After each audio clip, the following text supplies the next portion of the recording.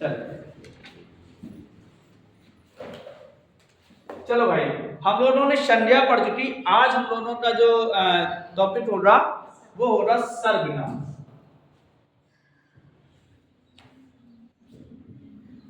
सर्वनाम, अच्छा सर्वनाम क्या है, किसे कहते हैं? सर्वनाम, देखिए सर्वनाम दो शब्दों से मिलकर बना है। सर्वधन नाम, सर्व का नाम मतलब सभी का नाम। सर्व मतलब होता है सभी, यहां संबंध तत्पुरुष। कौन सा समास होगा? संबंध तत्पुरुष। अर्थात परिभाषा देख लेते हैं, वे जो सभी के नाम, वे शब्द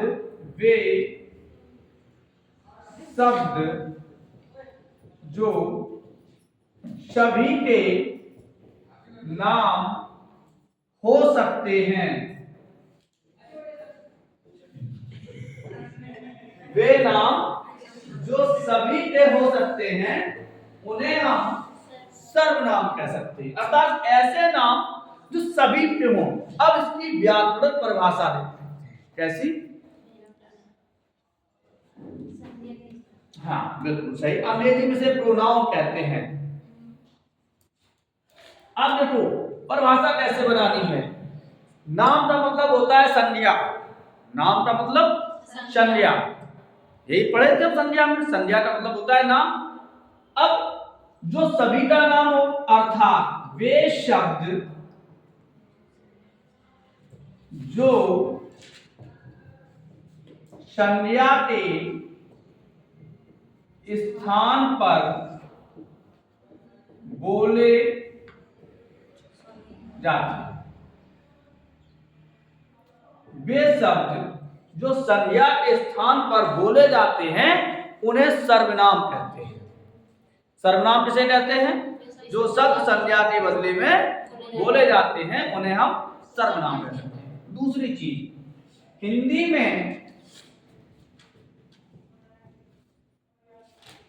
कुल सर्वनाम होते हैं तो 11 शब्द होते हैं सर्वनाम से संबंधित। कितने शब्द होते हैं? 11 शब्द होते हैं। 11 सर्वनाम नहीं होंगे, क्या होंगे? 11 शब्द होते हैं। सर्वनाम में कितने शब्द हैं? 11। अच्छा, अब सर्वनाम के भाग कितने होते हैं? सर्वनाम के भेद कितने होते हैं? ये 6। संस्कृत में सर्वनामवाची शब्द 35 होते हैं। कितने होते हैं? 35। हिंदी में कितने होते हैं? 11। तो अब हम लोग सर्वनाम के भेद चलते हैं।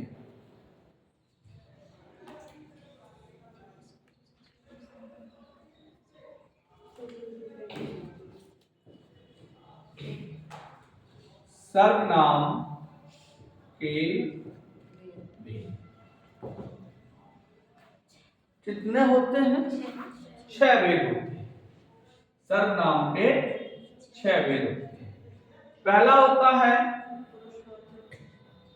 नंबर 1 पुरुष वाचक सर्वनाम। नंबर 2 निश्चयवाचक सर्वनाम। नंबर 3 अनिश्चयवाचक सर्वनाम। नंबर 4 प्रश्नवाचक सर्वनाम। नंबर 5 निजवाचक सर्वनाम। और नंबर 6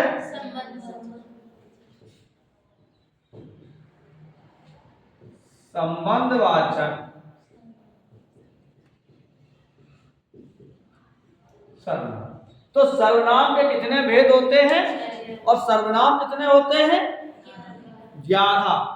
जब बात 11 की होगी तो वहां पर बात होगी सर्वनामवाची शब्दों कि सर्वनामवाची शब्द कितने हैं, तो 11 हैं। संस्कृत में कितने हैं, 35 हैं। लेकिन यदि सर्वनाम के भेद कितने हैं, वो 11 जो सर्वनामवाची शब्द हैं वो इन भेदों में प्रयोग होते हैं। वो 11 सर्वनामवाची शब्द और उनसे बने रूप किसमें, इनमें होते हैं। चलो पहला हम सर्वनाम की बात करते हैं। डिटेल कल पढ़ाएंगे, धीरे धीरे इनको पहले समझ, यदि इन्हें समझ लिया तो सब समझ जाओगे। मकान की नींव मजबूत हो जाए तो मकान चाहे इतना ऊंचा उठाती चलो, और अगर नींव मजबूत नहीं है गिर जाएगा। बिल्कुल सही बात है। तो मंजिला पे जाए कान लगी होती, अरे अब छोड़ तो ही बन गया। तो पहला है पुरुषवाचक सर्वनाम। पुरुष का मतलब क्या होता है? स्त्री और पुरुष दोनों में आते हैं। पुरुष का मतलब होता है कि ऐसे शब्द या ऐसे व्यक्ति जिनसे हम चर्चा करते हैं, जो चर्चा के योग्य हो, जो बात करने के योग्य हो, उसे पुरुष कहते हैं। भैंसिया से कोई बात नहीं करी है, बकरी से कोई बात करी है, शेर से बात करी है, कुत्ता से बात करी है, और तुम तो आदमी नहीं कहते कुत्ता को तेरे से बात करते हैं क्या देते। तो पुरुषवाचक सर्वनाम वे सर्वनाम शब्द होते हैं जिनसे हम चर्चा के, तो ये 3 होते हैं। कितने होते हैं? 3 होते हैं। पहला होता है उत्तम पुरुष,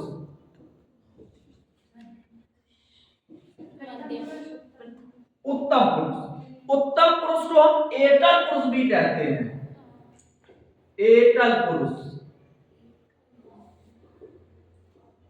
एकल का मतलब होता है अकेला है, हम बोलेंगे तुम सब सुनोगे, उसे हम एकल। उत्तम पुरुष, हम कहें कोई यहाँ पे खराब कौन है, कोई नहीं कहेगा कि हम, और अच्छा कहते तो सब कहेंगे हम अच्छे हैं। हम कबीरदास तो है नहीं जो बुरा जो देखन में चला, बुरा न मिले कोई, जो तन पूजा अपना तो मुझसे बुरा न मिले। ये पुराने जमाने की बातें हैं। आज आप अपने आप को यदि बुरा साबित करने लगोगे, अपने आप को बुरा बताने लगोगे, तो लोग तुमको बुरा कहेंगे। भला जो देखन में चला, भला न मिले कोई, और जो तन खोजा अपना तो मुझसे भला। सही है? ताजा ताजा एकदम बिल्कुल। तो पुरुषवाचक।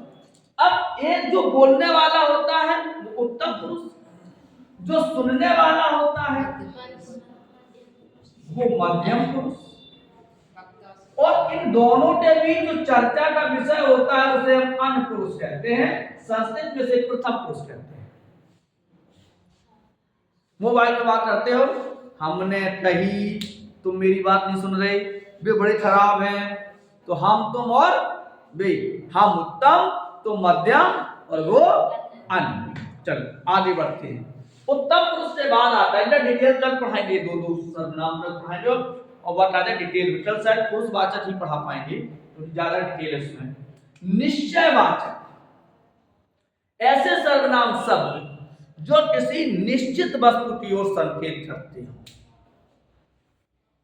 यह कलम है, वह पेड़ है, तो यह और वह कैसे हैं? निश्चयवाचक सर्वनाम। यानी ऐसे सर्वनाम शब्द जो किसी निश्चित वस्तु, व्यक्ति, प्राणी का बोध कराते हैं, उन्हें निश्चितवाचक या निश्चयवाचक सर्वनाम कहते हैं। जैसे राम जा रहा है, यह जा रहा है, तो निश्चित। दूसरा आता है अनिश्चयवाचक सर्वनाम। अनिश्चयवाचक सर्वनाम किसे कहते हैं? अनिश्चय का मतलब जो निश्चित ना हो, कुछ गिर पड़ा, कुछ गिर पड़ा, कैसा है? अनिश्चयवाचक है। कोई गिर पड़ा, अनिश्चयवाचक। किन्हीं ने कुर्सी तोड़ दी, किसी ने कुर्सी तोड़ दी, अनिश्चयवाचक। फिर आता है प्रश्नवाचक, ऐसे सर्वनाम शब्द जो किसी प्रश्न का बोध कराते हैं। ऐसे सर्वनाम शब्द जो किसी प्रश्न का बोध कराते हैं, जैसे कौन, कब, कहां, कैसे, किसने।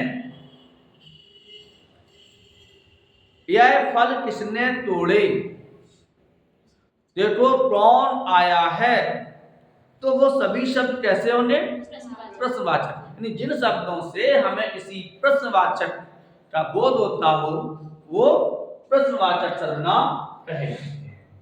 अगला आता है निजवाचक सर्वनाम। निज का मतलब निजी, स्वयं। लोग क्या देते हैं, मेरी निजी कार है, तो मेरा निजी घर है, ये तो कहते हैं।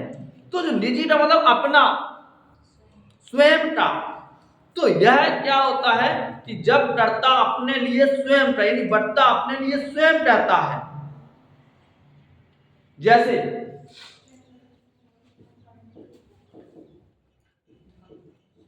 यह पुस्तक मेरी है, यह पुस्तक मेरी है, मैं अपने आप पुस्तक ले लूंगा। तो यहां देखिए, यह पुस्तक मेरी है और मैं अपने आप पुस्तक ले लूंगा। निजवाचक सर्वनाम का प्रयोग कहां हुआ,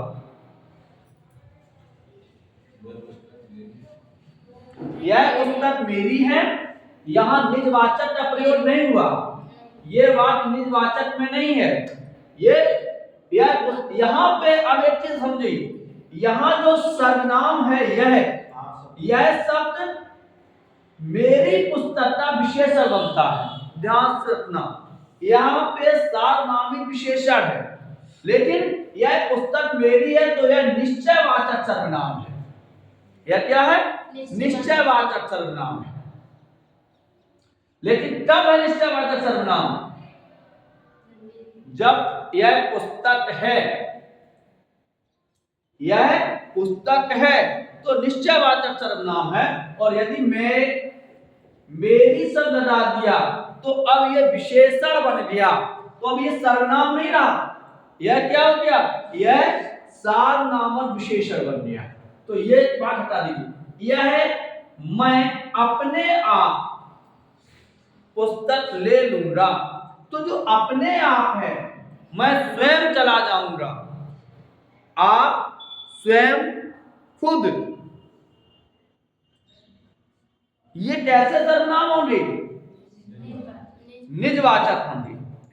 दूसरी चीज अभी हमने बताया था, जैसे जब हम पुरुषवाचक करते हैं तो पुरुषवाचक में जो आदर सूचक शब्द होता है, कल पढ़ाएंगे कि हालांकि कल इस पे विस्तार चर्चा होगी। जो आदर सूचक शब्द होता है, क्योंकि निजवाचक का कर्ता आप होता है। निजवाचक का कर्ता कौन होता है, आप होता है। यदि हम कहें कि आप पढ़ें तो यहां आप मध्यम पुरुष होंगे, निजवाचक नहीं होंगे। आगे बढ़ते हैं। फिर आता है संबंधवाचक सर्वनाम। ऐसे सर्वनाम शब्द जो किसी एक सर्वनाम शब्द का दूसरे सर्वनाम शब्द के साथ संबंध बताती है। जो एक सर्वनाम शब्द दूसरे सर्वनाम शब्द के साथ संबंध बताते हैं, उन्हें हम संबंधवाचक सर्वनाम कहते हैं। देखो कैसे होते हैं। तो चाय पिएगा, चाय में कुछ नहीं है, भावनाओं को समझिए, मैं पिए ले रहा हूं। बताओ, हम भी पिए, आपको भी पिलाएं,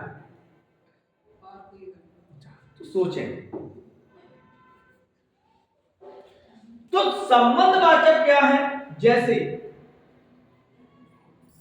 जो करेगा सो पाएगा। जो का संबंध किससे है, ज्यों ही मैं आया त्यों ही आप चले गए, तो ज्यों का संबंध त्यों से। यह वही हाँ, देखो पिक्चर आई थी जैसी करनी वैसी करनी, मन में यही चल रहा होगा, पिक्चर एकदम गोविंदा है। चलिए तो जैसी करनी वैसी, जैसे का संबंध अंग्रेजी में से कहते हैं टिट फॉर टैट, जैसे तो तैसा, तो जैसे तो तैसा, तो जैसा का संबंध तैसा।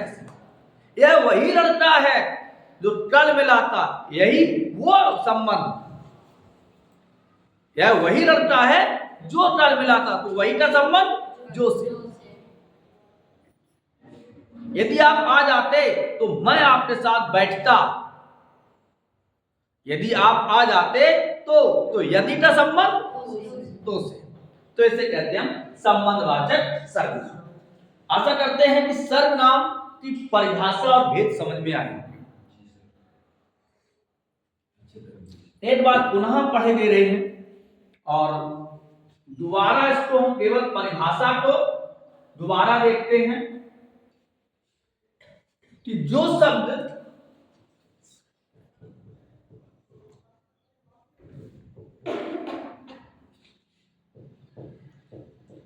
संज्ञा के स्थान पर प्रयोग, जो शब्द जैसे राम पुस्तक पढ़ता है, वह पुस्तक पढ़ता है। राम पुस्तक पढ़ता है, लेकिन और समझो, लेकिन वह पढ़ने में कमजोर है। राम पुस्तक पढ़ता है, लेकिन वह, अब राम की जगह किसका प्रयोग हुआ? वह का प्रयोग। राम की जगह किसका प्रयोग हुआ? हम यहां कहते कि वह पुस्तक पढ़ता है, तो इतना शायद समझ में ना आता। राम पुस्तक पढ़ता है लेकिन वह कमजोर है। अब देखिए कौन कमजोर है? अब आप ये लिखोगे वह कमजोर है, क्योंकि पूरा वाक्य है राम पुस्तक पढ़ता है लेकिन वह कमजोर है। तो राम क्या है? संज्ञा होगी। क्या होगी? और इस संज्ञा के बदले कौन सा शब्द बोला गया? वह क्या है? सर्वनाम है।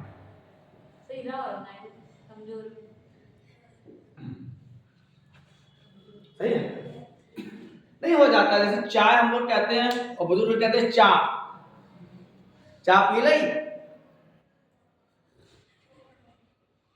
आज आप, हाँ शिवानी है, अच्छा अच्छा अच्छा,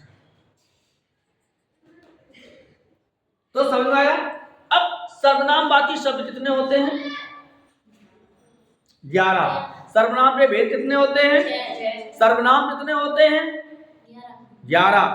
सर्वनाम के भेद तो 6 और सर्वनाम कितने? 11। हिंदी में कुल कितने सर्वनाम हैं? 11। हिंदी में सर्वनाम के कितने भेद हैं? 6। दोनों ऑप्शन है। अब एक चीज और समझ लो, यहां से कंफ्यूजन दूर करते हैं हम आपका। हिंदी में सर्वनाम है 6, 11, 18, 35। कितने हैं? 11। कितने हैं? क्योंकि हिंदी में कुल सर्वनामों की संख्या 11 है। हिंदी में सर्वनाम है 6, 8, 7, 9। 6 समझ में आ गया? क्योंकि अगर 6 पूछे जाएंगे तो समझ लीजिए भेद है, 11 ऑप्शन नहीं होता। तो ऑप्शन 6 तक निपट जाए, 2, 3, 4, 5, 6। और यदि ऑप्शन भेद सब पूछ सकता है, सर्वनाम के भेद, हाँ वो ऐसे भी पूछ सकता है कि इनमें से सर्वनाम का भेद नहीं है, निश्चयवाचक, निश्चयवाचक, संबंधवाचक या प्राणीवाचक। तो प्राणीवाचक नहीं है जी भैया। चलो भाई फिर आज इतना ही। कल हम आपको पढ़ाएंगे पुरुषवाचक सर्वनाम। आशा करते हैं कि समझ में आया होगा। प्रेम से बोलो राधे राधे।